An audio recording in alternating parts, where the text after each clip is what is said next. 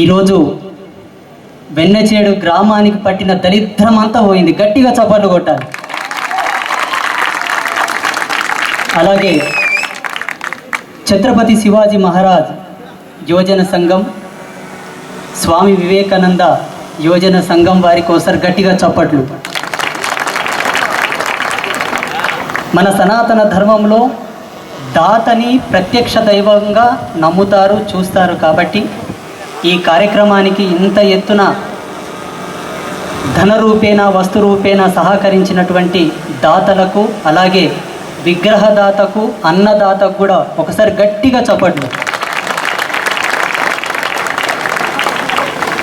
ఇంతకుముందే పెద్దలు చెప్పారు, ఆయన స్వామీజీ, ఆయన సన్యాసి, ఆశీర్వాదం చేస్తాడని చెప్పారు. కాబట్టి వేదిక మీద ఉపస్థితులైనటువంటి పెద్దలకు, ప్రముఖులకు, గ్రామ పెద్దలకు, వేదిక ముందున్నటువంటి భరతమాత ముద్దు బిడ్డలకు, వీర శౌర్య ప్రతాపమైనటువంటి సనాతన వీరులకు నా మనసు పూర్తిగా అనేక ఆశీస్సులు తెలియపరుస్తూ, అలాగే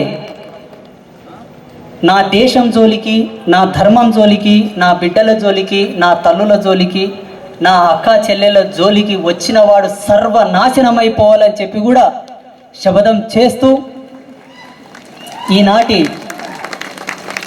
ఈ కార్యక్రమానికి ప్రత్యేకమైనటువంటి షైన్ఫుల్, ద వండర్, లెజెండెడ్ చెప్పండి ఎవరు? వాస్తవం చెప్తున్నాను, నాకు వాళ్ళు వచ్చి టైగర్ రాజా సింగ్ కూడా వస్తున్నారు అంటే నేను నమ్మలేదు.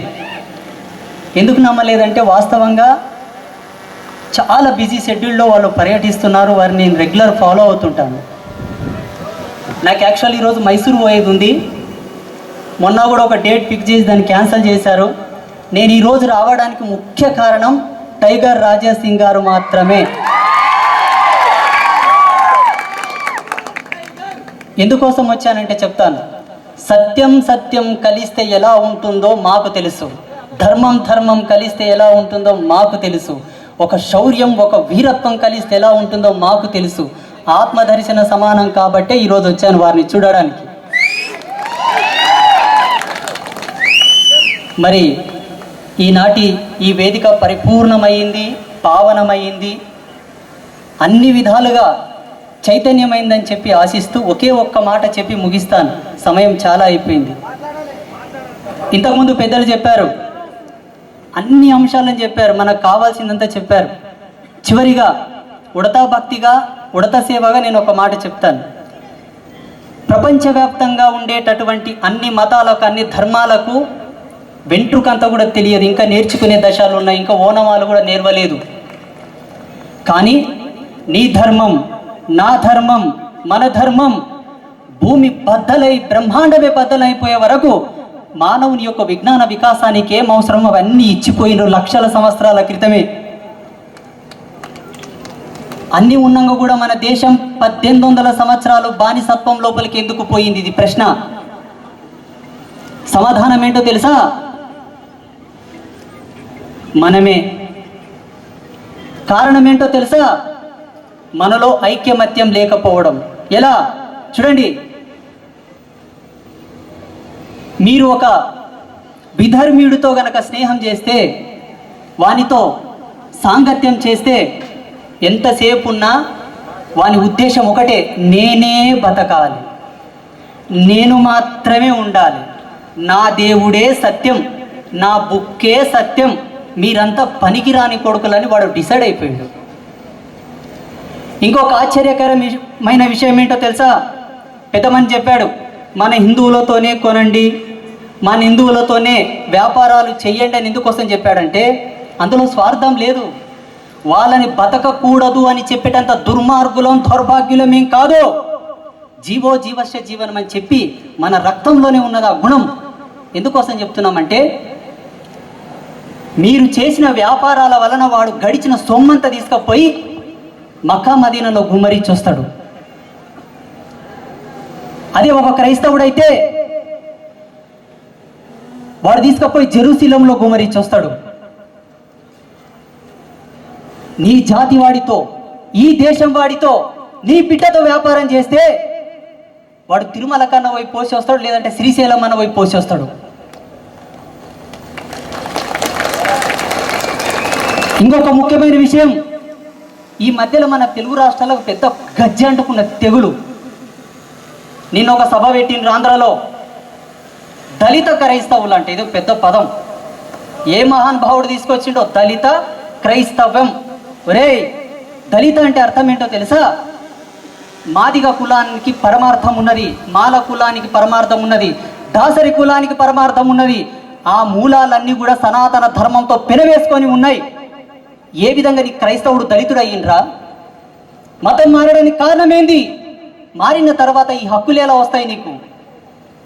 ఇది పెద్ద కుట్ర. ఎందుకో తెలుసా? క్రైస్తవులనంతా తీసుకొచ్చి ఎస్సీ హోదాలో కలిపిండ్రు, ముస్లిమ్స్నంతా తీసుకొచ్చి బీసీ హోదాలో కలిపిండ్రు. మనమంతా మన్ను బుక్కి సావాలంట భావి తరాలలో, మన పిల్లలు, మన మనవగులందరూ కూడా. ఇది చాలా పెద్ద కుట్ర. వాళ్ళకి ఇచ్చే రాయితీల వల్ల వాళ్ళు ఏం చేస్తారు? భరతమాతకు చేయగొట్టమంటే కొట్టరు, ఈ దేశాన్ని గౌరవించమంటే గౌరవించరు, సర్వోన్నతమైన న్యాయస్థానాన్ని గౌరవించరు.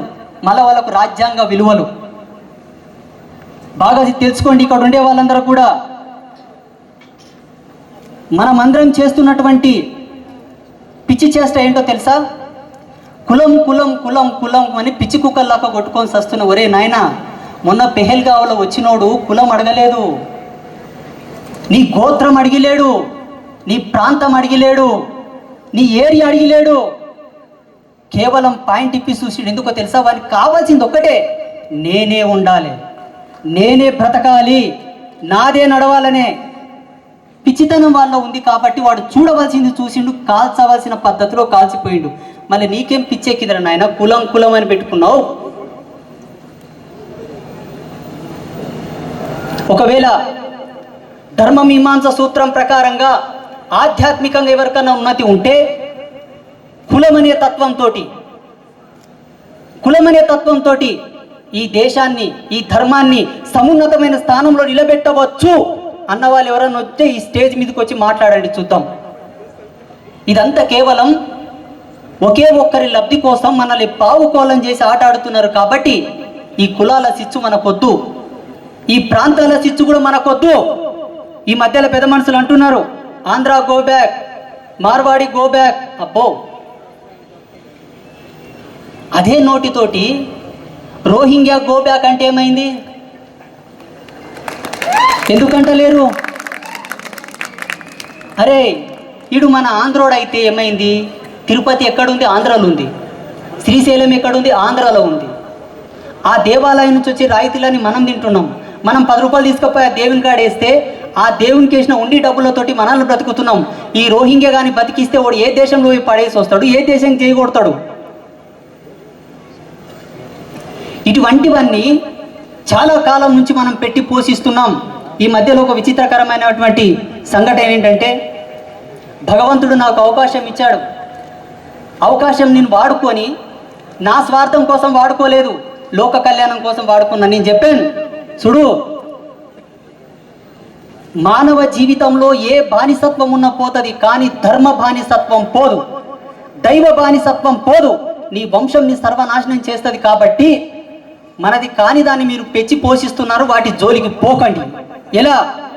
మొన్న కొంతమంది ఈ వీడియో పరాశ్రీ స్వామికి చేరాలని చెప్పి ఎగిరెగిరి తప్పెడ కొడతారు, అలా ఆడుకుంటా పీర్ల పనుగా కాడ ఎగిరెగిరి తప్పటి కొడతారు. ఎవరితోనో తప్పెట్టు కొడుతుండవు, ఎవరితోనో పోయి ఆడుతుండవు, నువ్వు ఎవరికి చూపెట్టని ఇంకా తప్పెట్టు కొడుతుండవు. ఇలాగే గనక కొనసాగితే రేపు నీవేడ తప్పెట కొట్టాలాడ తప్పెట కొడుకున్న పొద్దు నీకు వస్తుంది. నీ తల్లితోటో నీ చెల్లితోటో బాగా గుర్తు పెట్టుకో. జరగలేదా? కళ్ళ ముందలే జరుగుతున్నాయి కదా. ఒకే ఒక్క మాట ఈరోజు వెన్నచేడు వేదికగా నేను చెప్తున్నాను, బాగా గుర్తుపెట్టుకోండి. మనం మనలా ఉంటే, మన అస్తిత్వం మనం తెలుసుకుంటే, మనదైన దాన్ని మనం గుర్తుంచుకుంటే, శత్రువుతో మనం యుద్ధం చెయ్యక్కర్లా. వానికి వాడే ఉరేసుకొని చచ్చిపోతాడు రోడ్ల మీద. మన దాన్ని మనం తెలుసుకోవాలి, మన దేవుళ్ళను మనం పూజించుకోవాలి. మన వాళ్ళని మనం గౌరవించుకోవాలి, మనదైన అస్తిత్వం పైన మనం బ్రతకాలే తప్ప బానిసత్వంతో బ్రతికిన నాడు ప్రపంచ పటంలో నీ అస్తిత్వం లేకుండా పోతుంది. బాగా గుర్తుపెట్టుకో. ఆల్రెడీ కొన్ని దేశాల లోపల, మన పొరుగు దేశాల లోపల మన వాళ్ళు లేరు. ఎక్కడ పోయిరి? భూదేవి మింగేనా? ఆకాశం ఎత్తుకపోయినా? చూడండి, మొన్నటికి మొన్న మొహరం వేడుకల సందర్భంగా ముంబైలో 15,000 మందిని మన హిందువులను హతమార్చడానికి క్యాప్సూల్స్ తయారు చేసినట్టు ఒకడు. ఈ మధ్యలో చాలా వైరల్ అవుతున్న వీడియోలు. నిన్నటికి నిన్న రాజస్థాన్లో కొంతమందిని పట్టుకున్నారు, ఉగ్రవాద సంస్థలకు సపోర్ట్ చేసే వాళ్ళని. ఇటువంటి వాళ్ళన మీరు పెంచి పోషిస్తున్నది? ఇటువంటి వాళ్ళతో మీరు స్నేహం చేస్తున్నది? చేస్తే పర్వాలే. ఒకటే విషయం తెలుసుకోండి, నీ జీవితంలో, నీ ఇంటి ముందల, నీ వాడలో, నీ ప్రాంతంలో, నీ పార్టీలో మల్లె చెట్టును పెంచి పోషించు కానీ ముళ్ళ చెట్టును పెంచి పోషించొద్దు. ఎన్నటికైనా అది నీ కుచ్చగా తప్పదు. ఇది సమగ్రవంతమైనటువంటి అనుభవంతో చెప్తున్నటువంటి విషయం. ఈనాడు టైగర్ రాజాసింగ్ గారు కానివ్వండి, నేను కానివ్వండి, మా కోసం మేము మాట్లాడతలేమండి. మేము బ్రతకదలిస్తే అన్ని విధాలుగా బ్రతకొచ్చు. వారు శాసనసభ్యులు, వాళ్ళ భార్య పిల్లల కోసం వాళ్ళు ఈజీగా బతకొచ్చు, అందరూ ఎమ్మెల్యేల లాగా. ఈనాడు వాళ్ళ కుటుంబాన్ని, వాళ్ళ పిల్లల్ని, వాళ్ళ జీవితాన్ని పన్నం పెట్టి మీకోసం మాట్లాడుతున్నాడు, కూదబెట్టి. ఏమవసరం? నేను ఒక సన్యాసిని, నాకా పెళ్ళం పిల్లలు లేరు. ఎవడన్నా వచ్చి దాడి చేసినా కాల్చిన పెద్ద భయం లేదు. ఏ నిరంజన్, నేను మాట్లాడితే పెద్ద తప్పు లేదు, మాట్లాడవచ్చు, ఏం బెగదే మాట్లాడవచ్చు. నేనేమన్నా అయితే నా పెళ్ళం ఏడుస్తుందే, నా పిల్లలు ఏడుస్తారా? మొగుడా ఇంకా ఇంటికి రాకపోతే నా పెళ్ళం అంటదే, అబ్బా ఇంటికి రాకపోతే నా పిల్లలు ఏడుస్తారా? కానీ అన్ని బాధ్యతలు, అన్ని ధర్మాలు ఉన్న మీకోసం నిర్భయంగా ఒక వీరుల్లా మాట్లాడుతున్నారంటే ఒక్కసారి అర్థం చేసుకోండి. ఒక్కసారి అర్థం చేసుకోండి ఎందుకోసం చెప్తున్నారు. మిమ్మల్ని ఏం కత్తిబట్టి యుద్ధం చేయమనట్లేదు, మిమ్మల్ని ఎవరితోనో పోరాటం చేయమనట్లేదు, మత విద్వేషాలు రెచ్చగొట్టమని కూడా చెప్పట్లేదు. మీ హద్దులో మీరు ఉండండి, మీ వాళ్ళతో మీరు బ్రతకండి, మీ వాళ్ళను చేరదీయండి, మీ వాళ్ళతోనే కొనండి, మీ వాళ్ళతోనే వ్యాపారాలు చేయండి, మీ వాళ్ళనే కలుపుకోండి. ఎందుకోసం అంటే వాని బ్రతికిస్తే వాడు తీసుకుపోయి మన తిరుపతి వెంకటేశ్వర స్వామి ఉండిలో డబ్బులు వేస్తాడు. ఈయన బతికించినామంటే తీసుకుపోయి, ఎందుకంటే వాళ్ళ అస్తిత్వం అంతా అక్కడిదే కదా, ఇక్కడిది కాదు కదా. ఈ విషయాన్ని మంచిగా అర్థం చేసుకున్న నాడు మరొకసారి గర్వంగా భరతమాత, ఈ దేశానికి ప్రతిష్టాత్మకమైన ధర్మంలో ఉండేటటువంటి మాలాంటి సాధువులు కూడా గర్వంగా తలెత్తుకొని మీకోసం మాట్లాడడానికి ముందుకు వస్తారు. లేకపోతే గతంలో జరిగినటువంటి పరిణామాలు మళ్ళీ కూడా జరగవచ్చు. ఈ మధ్యలో ఒకడు అంటాడు, ఈ దేశం మాది, ఈ దేశం మాది, ఈ దేశం మాది అంటాడు. ఒరే నాయనా, ఈ దేశం నీది అనడానికి సూది మన మోపెటంత ప్రమాణం కూడా నీకు లేదు, వెంట్రుక ప్రమాణం అంతా కూడా నీకు లేదు. ఈ దేశంలో లక్షల సంవత్సరాల క్రితమే మానవుడు ఊహించలేనప్పుడే సతీదేవి యొక్క శరీర భాగాలు పడిన శక్తి పీఠాలున్న దేశం ఇది. ప్రమాణాలు మేము చూపిస్తాం. ప్రధాన శక్తి పీఠాలు 18, ఉపశక్తి పీఠాలు 52, ఉపశక్తి పీఠాలు 108. ప్రతి రాష్ట్రంలో, ప్రతి వాడలో మా దేవతల యొక్క చరిత్రలు, మూలాలు, అస్తిత్వాలు మేము చూపిస్తాం విత్ ప్రూఫ్స్. ఈ దేశంలో జ్యోతిర్లింగాలు ఉన్నాయి, ఈ దేశంలో శక్తిపీఠాలు ఉన్నాయి. ఇంకొకడు అంటాడు, మన కోసం రక్తం గార్సిండు, రక్తం గార్సిండు, రక్తం గార్సిండు అని. ఏడ రక్తం గార్సిండు ఆడబోయి మొర పెట్టుకో. ఈ దేశంలో మా యోగులు జీవ సమాధి అయిండ్రు, సజీవ సమాధి అయింది ఇక్కడ. ఈ దేశం మాది, ఈ దేశం హిందువులది. ఇంకా చాలామంది అంటుంటారు, నిన్నొకడు అంటాడు సోషల్ మీడియాలో, ఈ దేశాన్ని హిందూ దేశంగా మార్చేటటువంటి ఏదో ఒక భూతుపథం వాడిండు వాడు. ఒరే బాబు, ఇది హిందూ దేశమరే నాయనా, బొడ్డు కోసి నువ్వేం పేరు పెట్టక్కర్లా. చాలా సందర్భాల్లో చెప్పాం, మీరు అనుకుంటున్నారు ఇది లౌకిక దేశమని, మీరు భ్రమపడుతున్నారు ఈ దేశం మాదని. బాగా గుర్తుపెట్టుకోండి, సర్వోన్నతమైనటువంటి న్యాయస్థానానికి మాలాంటి సాధువులు ఆల్రెడీ లేఖ రాశారు. నా ఫోన్ పట్టుకొని దగ్గర ఆర్కియాలజికల్ సర్వే ప్రకారంగా, ధర్మశాస్త్రాల ప్రకారంగా పురాణాల ప్రకారంగా, అన్ని దైవీ గ్రంథాల ప్రకారంగా, అది ఖురాన్ కావచ్చు, బైబిల్ కావచ్చు, ఇంకోటి కావచ్చు, ఏదైనా పర్వాలేదు, ఈ దేశం ఎవరిది అనడానికి మీకే వదిలేస్తున్నాం, నిర్ణయం చేసి చూపెట్టండి అని చెప్పి 2014లోనే సాధు సంతుల మందరం లేఖలు రాశాం. త్వరలో అది జరుగుతుంది, త్వరలో అది జరిగి తీరుతుంది. అలాగే మన హిందువుల్లోనే మన పెద్ద మనుషులందరూ మాలాంటి సాధువులు అంటారు, ఏమయ్యా నీవేమో స్వామీజీ లాక్కున్నావు, జట కట్టుకున్నావు, రుద్రాక్షలు వేసుకున్నావు, మాట్లాడితేనేమో ఒక పౌరుషంతోనే మాట్లాడతావు అంటారు. మళ్ళీ మాట్లాడకుంటే ఏం చేయాలి? ధ్యానం చేసుకుంటూ కూర్చున్నాళ్ళ, జపమాల పట్టుకొని తిప్పుకుంటూ కూర్చున్నాళ్ళ. చేద్దాం, నేను రోజు చేస్తా, త్రిసంధ్యలు చేస్తా, ఉదయ సంధ్య, మధ్యాహ్న సంధ్య, సాయం సంధ్య, ఎక్కడ ప్రోగ్రాం లేకుంటే డే మొత్తం చేస్తా. జపం చేయొద్దని ఎవరు చెప్పిండు? ఎప్పుడు కళ్ళు మూసుకొని శాంతి పాఠాలు వాడాలంటే క్రూర మృగాలు గ్రామాల్లోకి రానప్పుడు నీవు తలుపులు తెరుచుకొని కూడా ఆరాం జపం చేసుకో. నరరూప రాక్షసులు తిరుగుతున్నప్పుడు జపమాల పట్టుకొని జపం చేసుకుంటే ఏం జరుగుతుంది? వాడొచ్చి వేసిపోతాడు. అప్పుడు ఎవరిని చేస్తావు జపం? ఏడ తిప్పుతావు జపమాలలు? జరగలేదా భారతదేశంలో? ఇంకొక ముఖ్యమైన విషయం చెప్తాను.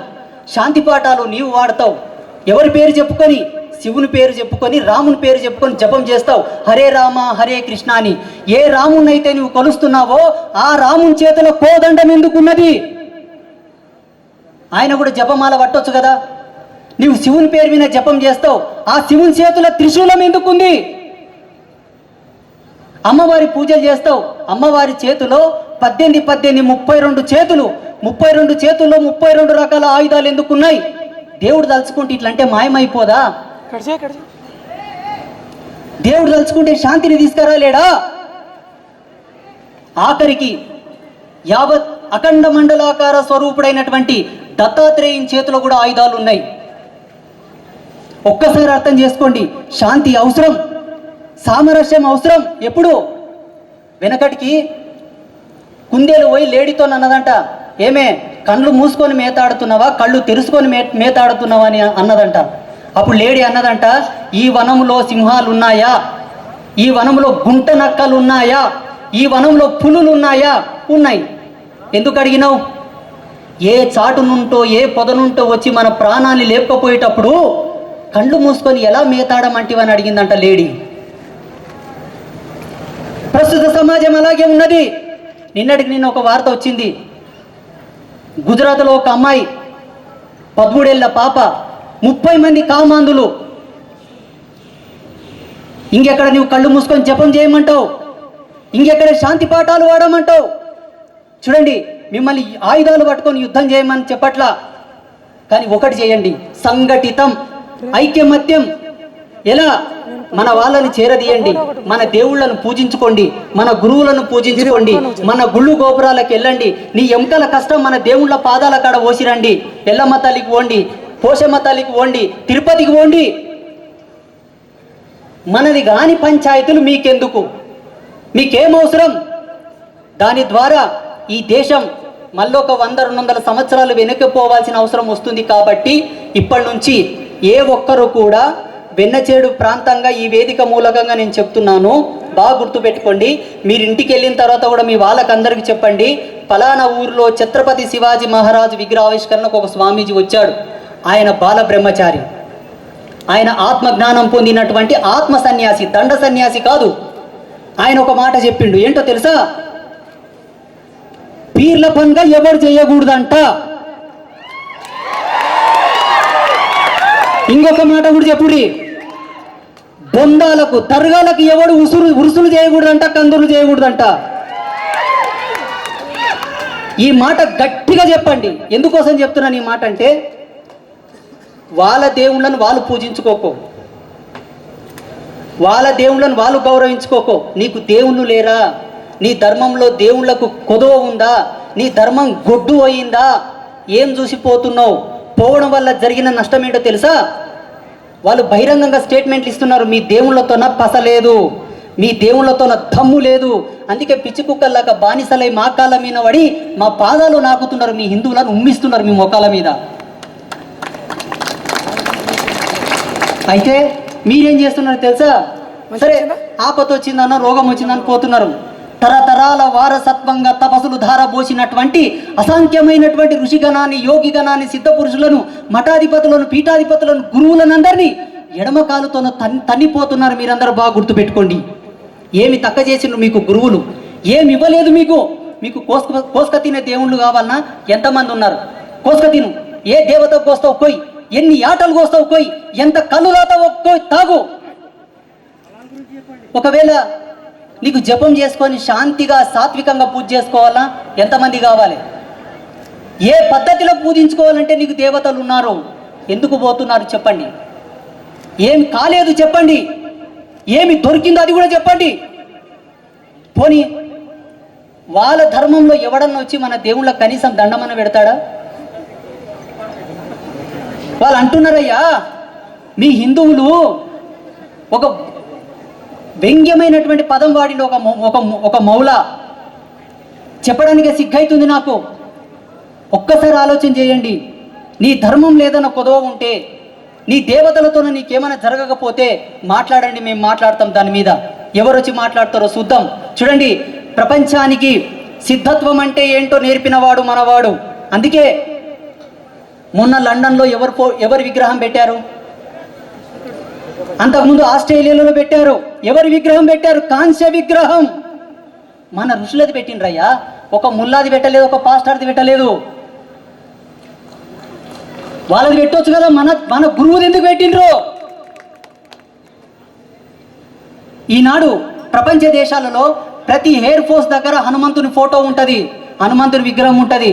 వాళ్ళ దేవుళ్ళది పెట్టవచ్చు కదా, మన దేవుళ్ళది ఎందుకు పెట్టుకున్నారు? నేను చాలా సందర్భాల్లో చెప్తాను, మన వాళ్ళకు తిక్కుంది లెక్కుంది. ఎంతసేపు ఉన్న మనోళ్ళు పొరుగింటి పుల్ల కూర రుచి అవతలోడు వచ్చి చెప్తేనే మనోళ్ళు వింటారు, మన వాళ్ళు చెప్తే వినరు. అందుకే రోజు మేము తపస్సులో ఒక మాట చెప్తున్నాం, అమ్మా జగజ్జనని, ఈ మూర్ఖులు వినరు, ఈ అజ్ఞానులు వినరు. అందుకే నువ్వు బయటి దేశాలను మార్చుకుంటారా అని చెప్పగా ప్రపంచ దేశాలను ఇప్పుడు మన పాదాల మీద పడుతున్నాయి. మన దేవుళ్ళను గొలుచుకుంటున్నారు, అనునిత్యం మన పూజలు చేస్తున్నారు. చిట్ట చివరి ఒక మాట చెప్తాను, బాగా గుర్తుపెట్టుకోండి. ఈ సృష్టికి అధిపతి బ్రహ్మ కాబట్టి ఈ యొక్క మొత్తం విశ్వంనంతా కలిపి బ్రహ్మాండం అన్నారు. ఎందుకంటే బ్రహ్మ చేత సృజింపబడినటువంటి సృష్టి కాబట్టి. అంతేగాని అల్లా అండం, యేసు అండం అని అనలేరు నాయనా, బాగా గుర్తుపెట్టుకోండి. ఎటు చూసుకున్నా మనమే ఉన్నామయ్యా.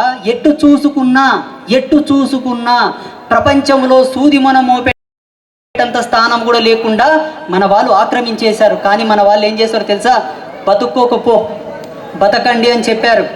ఇప్పటికీ చెప్తున్నా, దుబాయ్లో మన వాళ్ళు చాలామంది బ్రతుకుతున్నారు, అమెరికాలో మన వాళ్ళు చాలామంది బ్రతుకుతున్నారు, ప్రపంచ దేశాలలో అన్ని దేశాలలో మన వాళ్ళు ఉన్నారు, మన ఇండియన్స్ ఉన్నారు, మన తెలుగు వాళ్ళు కూడా ఉన్నారు. కానీ వెళ్ళి మన వాళ్ళు అక్కడ బ్రతుకుతున్నారు. కానీ మన జెండాలు వాతి రాజకీయం చేయట్లా, మత విద్వేషాలు రెచ్చగొట్టట్లా, చల్లగా బతుకుతున్నారు. మన ఇంటికి మన వాళ్ళు వస్తున్నారు. కానీ ఇక్కడ బ్రతకనిచ్చిన వాడు ఏం చేస్తున్నాడో తెలుసా? వాడు ఇప్పుడు మనకు మేకై కూస్తున్నాడు. వాడు ఏమంటాడు? ఈ దేశం నాదంటాడు. ఒరే, కలలో పోలేలు తింటున్నావు, ఏ లెక్కలు ఈ దేశం నీదో చెప్పాలి. అక్కడ మా వాళ్ళు ఉన్నారు, మా వాళ్ళు అంటున్నారు ఈ దేశం మాదని. వాళ్ళకి తెలుసు మేము బతకనికి వచ్చినా మా పని మేము చేసుకున్న వాళ్ళు పోవాలని. నీది కూడా అదే, ఈ దేశంలో మీది కూడా అదే. ప్రపంచానికి విజ్ఞానాన్ని విద్వత్తుతో రసవత్తరంగా కలిపి బోధించినటువంటి వాడు సనాతనుడు. సనాతనును జోలికొచ్చిన వాడు ప్రపంచ పటంలో కనబడడు. బాగా గుర్తుపెట్టుకోండి. ఇప్పటికైనా మారండి. మా గౌరవ రాజసింగ్ గారు ఇప్పుడు చెప్పారు. ఏమని చెప్పారు? అరే భాయ్, కలిసిమెలిసి ఉందాం, మేము కూడా స్వాగతిస్తాం. आओ गले मिलेंगे, आओ गले लगाएंगे. पर కుజిలి శాస్త్రాలు చేయకండి, పుల్లలు పెట్టే పంచాయతీలు చేయకండి, బాగోదు. ఒకవేళ అటువంటి పంచాయతీలు కనుక మళ్ళీ చేస్తే, ఆనాడు కురుక్షేత్రంలో ద్రోణాచార్యుడు, కృపాచార్యుడు అటువంటి మహా గురువులే ఆయుధాలు బట్టి యుద్ధం చేసిండ్రంట. ఊక చదివినాం. పరశురాముడు ఒక మహాయోగి, ఆయన కూడా ఆయుధం బట్టి యుద్ధం చేసిండంట. ఇప్పుడు గనక అటువంటి పిచ్చి పిచ్చి పంచాయతీలు గనక చేస్తే, మీ హద్దులో మీరు ఉండండి, మీ మతాన్ని మీరు గౌరవించుకోండి, రాజ్యాంగాన్ని గౌరవించుకోండి, మీ పూజలు మీరు చేయండి. మా హిందువుల జోలికి గనక వస్తే, ఆనాటి గురువులు యుద్ధం చేసింది ఏదో ఇప్పుడు మళ్ళీ కూడా చూడాల్సి వస్తుంది. బాగా గుర్తుపెట్టుకోండి. నాకు అర్థమైపోయింది, మీరు చెయ్యరు నాకు అర్థమైపోయింది. నేను అదే చేస్తున్నా. రోజు అమ్మవారికి చెప్తున్నా, అమ్మ దినంగా నాకు వస్తే ఆ దినం రాదు, అటువంటి దినం వస్తే మా తపస్సులు ఎందుకు, ఆ దినం మళ్ళా రాదు. ఎందుకంటే ఇంత టెక్నాలజీ డెవలప్మెంట్ అయిన తర్వాత ప్రపంచంలో ఒకరినొకరిని గౌరవించుకొని బ్రతకాల్సింది పోయి పిచ్చి కుక్కల్లాగా బాంబులు వేసుకుంటే ఈ టెక్నాలజీ ఎందుకు, ఈ చదువు ఎందుకు, ఈ పిహెచ్డీలు ఎందుకు, ఈ చదువులు ఎందుకు? అసలు మనకన్నా మూగజీవి ఉన్నాయం. ఆ దినం రాదు, కొట్టుక సచ్చే దినం రాదు. ఒకవేళ వస్తే బాగా గుర్తుపెట్టుకోండి, స్వామీజీలు శాంతి పాఠాలు వల్ల వేస్తారనుకుంటున్నారేమో. ఇంతకుముందే చెప్పాను, వాక్కులోనే ధనుర్వేదం ప్రసరించగలదు. ఇది అందరు బాగా గుర్తుపెట్టుకోవాలని చెప్పి కోరుకుంటూ మరొకసారి ఈ వేదికకు ఇంతసేపు సమయం ఇచ్చిన మీ అందరికీ, సమయం అంటే కాలం కదా, కాలం మాకు ఇచ్చినందుకు మీ అందరికీ ఈ కాలం అంతర్భూతం ఉండేటటువంటి శక్తి అంతా మీకు అనుకూలంగా ఉండాలని చెప్పి ఆశీర్వాదం చేస్తూ, మీరందరూ పిల్ల పాపలతో చల్లగా ఉండి మీ రియల్ ఎస్టేట్ వ్యాపారాలు మంచిగా నడిచి, అలాగే మీ భూములు, మీ ఆస్తులు, చిరాస్తులు, చెరాస్తులు, మీ బంగారు, మీ బ్యాంక్ బ్యాలెన్స్ అంతా మంచిగా ఉండి 3 పువ్వులు 6 కాయలై, మీకు ఇదే కదా కావాల్సింది, 3 పువ్వులు 6 కాయలై మీరందరూ చల్లగా వర్ధిల్లాలని చెప్పి కోరుకుంటూ మరొకసారి గట్టిగా పిడికిలి బిగించి చెప్పాలి, భారత్ మాతా కీ, భారత్ మాతా కీ, భారత్ మాతా కీ, జై శ్రీరామ్, జై శ్రీరామ్, జై శ్రీరామ్. మేము పోయేటప్పుడు దయచేసి కాళ్ళకు అడ్డం పడకండి ప్లీజ్. శుభమస్తు.